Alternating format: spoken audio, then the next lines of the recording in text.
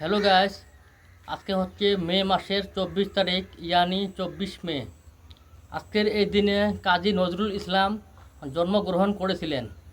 আজকে আমি জানাবো এই ভিডিওতে কাজী নজরুল ইসলামের পুরো হিস্টোরি।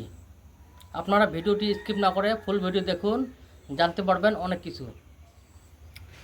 কাজী নজরুল ইসলাম 1899 থেকে 1976 সাল পর্যন্ত বাংলা সাহিত্যের এক অবিসংবাদিত প্রতিভা, কবি, সরকার ও বাংলাদেশের জাতীয় কবি। পরাধীন ভারতে ব্রিটিশ বিরোধী আন্দোলনে তার ক্ষুরধান লেখনী তাকে বিদ্রোহী কবি হিসেবে পরিচিত করে। তার সাহিত্য ও সঙ্গীতের ভাণ্ডার দুই বাংলাতে জনপ্রিয়। 1899 সালের 24 মে 1306 বঙ্গাব্দের 11 জ্যৈষ্ঠ ভারতের পশ্চিমবঙ্গের বর্ধমান জেলার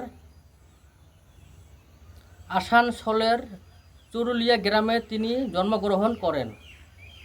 ডাকনাম ছিল দুখু মিয়া। বাল্যকালে পিতার মৃত্যু হলে তিনি চরম দারিদ্র্যের সম্মুখীন হন। জীবিকার তাগিদে তিনি মক্তবের শিক্ষক, মসজিদের মুয়াজ্জিন এবং লেটোর দলে লোকনাথ দল যোগ দেন।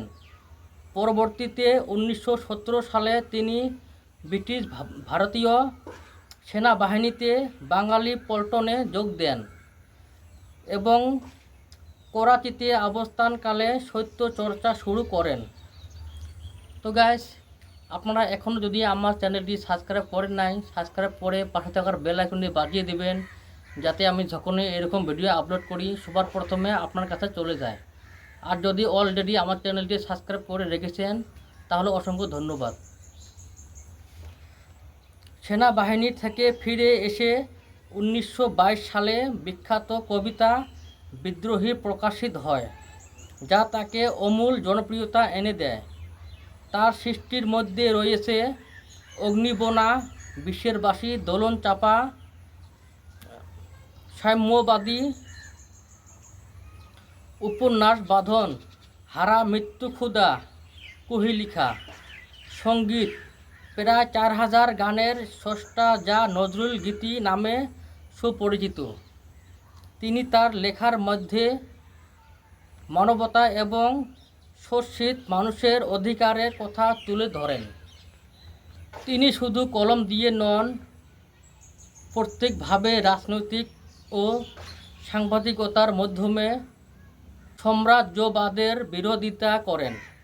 তার ধূমকেতু আন্দোলনে উদ্বুদ্ধ করেন।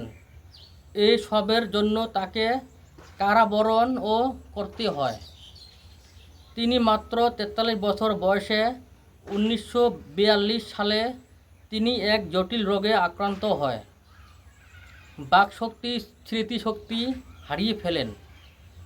1972 সালে স্বাধীন বাংলাদেশের তৎকালীন রাষ্ট্রপতি বঙ্গবন্ধু শেখ মুজিবুর রহমান তাকে সপরিবারে ঢাকায় নিয়ে আসেন এবং জাতীয় কবির মর্যাদা দেন।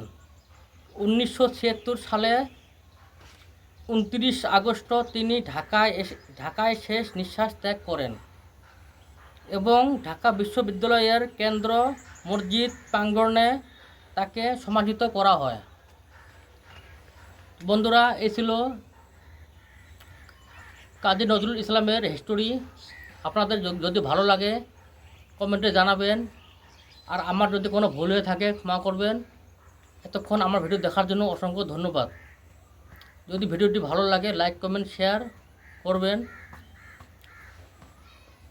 আজকের মতো এখানে রাখছি, দেখা হবে অন্য এক ভিডিওতে। Thank you.